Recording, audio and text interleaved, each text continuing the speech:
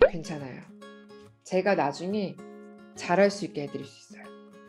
라고 말하는 선생님, 저 절대 노, 안 보내요. 네. 얘 잘하네? 이것도 잘해, 이것도 잘해. 잘하네. 얜 잘해요. 이게 아니라, 잘한다, 잘한다. 근데 이것만 잘하면 더 잘할 수 있을 것 같아. 이걸 찾아낼 수 있는 선생님이어야 되죠. 안녕하세요. 123 미니쌤 TV의 김민희입니다. 제가 수학을 가르치는 일 하지만 저희 아이들은 다 제가 100% 가르치거나 하지 않아요. 선생님하고 수업을 하게 하고 그다음 저는 약간 서포트하는 형태로 수학을 진행하는 게 가장 좋지 않나. 그러니까 제가 메인이려고 생각하지 않거든요. 제가 수학학원을 고를 때 이런 선생님한테는 우리 아이를 안 맡겨요. 이런 선생님 꼭 피해야 되는 유형 3가지를 소개해 드리려고 합니다. 저는 상담을 하러 가면 상담을 할 때 만나는 분은 상담 실장님이신 경우가 많죠. 또는 원장님. 우리 아이를 가르치시는 선생님인 경우는 좀 드물긴 해요. 그쵸? 상담을 할 때는 우리 아이가 들어가는 반의 선생님에 대해서 실장님이나 원장님은 어떻게 소개하는지 이렇게 그냥 일단 간접 경험을 할 수밖에 없고요. 선생님을 직접 대면했을 때, 전화로든 대면했을 때 저는 절대 이런 분이면 안 보내요. 네. 물론 처음에 판단이 안 될 수도 있어요. 보내는 중에도 이 느낌 받으면 절대 안 보내요. 첫 번째입니다. 괜찮아요. 제가 나중에 잘할 수 있게 해드릴 수 있어요. 어떤 아이에 대해서 부족함을 이렇게 얘기할 수 있게 됐죠. 아이에 대해서 약한 부분을 말씀을 해주시긴 했는데 그럼 그런 부분이 약하면 어떻게 하면 좋을까요? 할 때 괜찮아요. 제가 나중에 잘할 수 있게 해드릴 수 있어요. 라고 말하는 선생님, 저 절대 노, 안 보내요. 네. 뭘 어떻게 잘해줘요? 선생님이 신인가? 아니요. 저도 아이를 가르치지만 100% 제가 만나는 모든 아이를 잘하게 할 수 없어요. 왜냐면 선생님과 아이들 사이에는 케미라는 것도 있어서 이 선생님의 설명이 되게 잘 이해되는 아이가 있고요. 그러지 않은 아이들이 있어요. 그래서 장담할 수 없어요. 내가 이 아이를 무조건 잘하게 할 수 있다는, 예를 들어서 나와 아이의 관계를 떠나 그냥 문제집을 많이 풀리면 이 아이와 내가 코드가 맞지 않아도 좀 반짝 잘하게 할 수는 있겠죠. 솔루션이라는 거는 정확한 구체적인 방법이 있어야 되죠. 얘가 이렇게 되면 어느 시점에 어떤 걸 어떻게 학습을 진행을 해서 그 학습을 어느 기간 동안 진행을 하면 그러면 지금 이 약한 부분이 이렇게 좋아질 수 있어요. 제가 어떤 아이한테 그렇게 해보니까 효과를 많이 봤어요. 이런 구체적인 솔루션이 있어야지. 어느 시점에 갑자기 절대 나중에 잘할 수 있게 할 수 있어요 라는 말을 굉장히 쉽게 내뱉은 사람한테는 가지 않으시는 게 좋고요. 두 번째, 설명을 A부터 Z까지 혼자서 다 끌고 가는 거 안 돼요. 문제도 설명해주고 풀이도 설명해주고 중간 연산 다 자기가 풀고 절대 안 돼요. 아이가 약한 부분을 설명하거나 오늘 단원 평가를 봤는데 어떤 걸 틀렸다던가 또는 아이가 그 과제한 부분에서 어떤 미흡한 부분을 이렇게 피드백을 주잖아요, 선생님들이. 그리고 나서 아이한테 물어봐요. 아이는 그 어려운 문제를 어떻게 이제 설명을 듣고 왔는지 궁금해서, 물론 매번 확인하진 않아요. 매번 확인하진 않는데 가끔씩 이제 딱 들었을 때도 이거 중요한 부분인 것 같은데 좀 아이가 틀린 것 같다라고 느껴지면은 물어봐요. 물론 그 중요한지 아닌지는 판단이 안 서도 가끔씩은 그렇게 확인하셔도 돼요. 물어봤어요. 설명을 들었겠죠? 이해했다고 표현해요. 설명해봐. 근데 아이가 말을 못 들 때가 있어요. 여러 가지 이유가 있겠죠. 근데 이제 거기에 이유가 선생님이 설명을 처음부터 끝까지 혼자 끌고 갔다면 그런 경우는 100% 아이가 설명을 잘 못하게 돼요. 아이는 답을 빨리 맞춰야 되니까 선생님의 설명을 들으려고 노력하거나 애쓰지 않았겠죠. 답을 구해주는 선생님이니까 구해줄 때까지 기다리는 거예요. 열심히 듣는 척.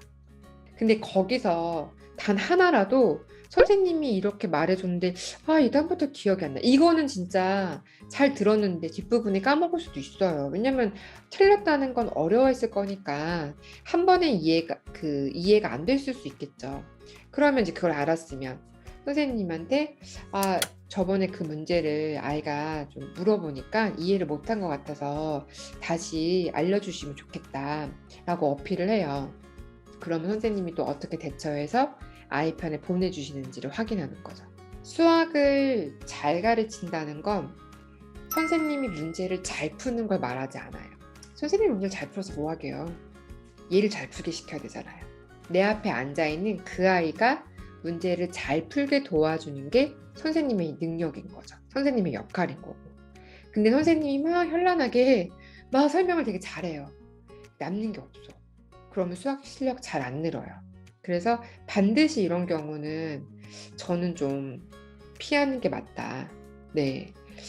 설명을 잘 안 해주는 사람이 오히려 나아요. 차라리 나아요. 설명을 막 처음부터 문제까지 다 이해시켜주면서 막 설명을 때려박는 경우는 그냥 앉아있다 오는 거니까 차라리 안 가르쳐주면 얘가 이걸 해내려고 그 시간에 애를 쓸 거잖아요. 결국에는 못 해결 오더라도 그 애를 쓰는 시간이 의미가 있거든요. 차라리 그게 나은 거죠. 그리고 선생님이 원래 하는 스타일이 있어서 이렇게 약간 좀 요청을 하고 아이가 잘 이해가 안 됐다고 얘기를 했는데도 끊임없이 그런 방식으로 설명을 한다? 그럼 오래 보내는 건 좋지 않아요. 네. 그래서 저는 절대로 설명을 A부터 Z까지 혼자서 다 끌고 가는 거 안 돼요. 그래서 제가 선생님을 뽑을 때도 시강을 할 때 시강이라는 건 혼자 풀이를 잘하는 걸 보려고 하는 건 아니죠. 네, 아니에요. 어떻게 전달하려고 하는지를 보는 거거든요. 시강이라는 건. 그쵸? 그러면 시강을 저한테 하는 게 아니라 저를 아이라고 생각하고 아이한테 실제 말하듯이 얘기해 주시는 선생님을 전 선호하죠. 정답인지 아닌지는 끝까지 안 가봐도 소통하는 그 과정을 보면서 아이랑 이렇게 해주겠다. 아이가 이해하면서 쫓아오는지 확인해주는 선생님이라면 괜찮겠다. 그게 더 중요해요. 그 부분을 꼭 염두에 두시면 좋을 것 같고요. 세 번째, 아이의 약한 부분을 찾아내지 못한 선생님하고는 수업을 하시면 좀 아쉬워요. 저는 잘하는 부분만 말하는 선생님한테 매력을 못 느껴요. 아이들은 완벽한 아이는 없어요. 아무리 잘해도 그 잘하는 와중에 아쉬운 게 있거든요. 그걸 찾아내준 선생님이어야 되죠. 잘하는 아이들을 모아놨다고 해서 다 잘해요.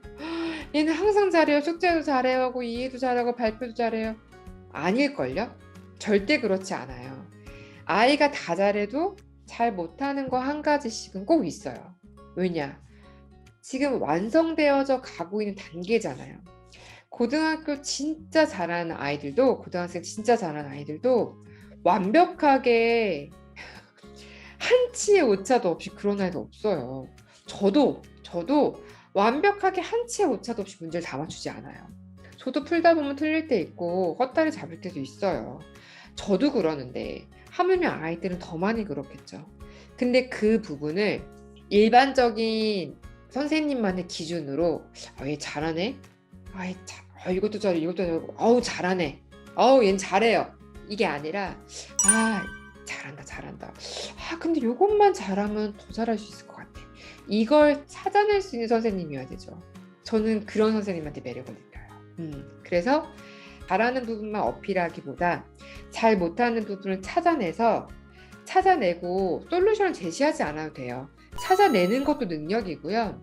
우리 아이랑 잘 맞는, 우리 아이의 약한 부분, 부족한 부분을 잘 찾아내서 이렇게 도움을 주실 수 있는, 똑같은 레벨의 아이들이 모여도 아이들마다 약하는 부분 다 다르거든요. 그런 것들을 잘 아시는 선생님과 만나서 수업을 하면 너무너무 좋겠다. 네, 제가 3가지 유형 정리해 드렸어요. 첫 번째, 내가 잘할 수 있게 할 수 있어요. 저만 믿으세요. 잘할 수 있어요. 두 번째, 설명을 처음부터 끝까지 쭉 다 하는 선생님. 세 번째, 아이의 약한 부분을 찾아내지 못한 선생님하고는 수업을 하시면 좀 아쉬워요. 네.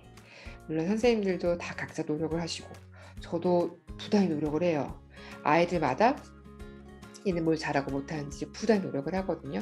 우리가 서로 노력하는 과정이긴 해요. 하지만 그래도 이런 것들의 기준을 좀 알고서 선생님하고 대화를 나눠보시면 좀 감이 오실 거고, 이런 경험들이 뭐 가끔씩은 판단이 잘못될 수 있겠죠. 되게 좋은 줄 알았는데 사실 알고 보면 조금 아쉬웠어. 그런 경험들이 쌓여야 중학교, 고등학교 때 선생님을 되게 잘 고르는 눈이 엄마도 생기고 아이도 생기게 돼요.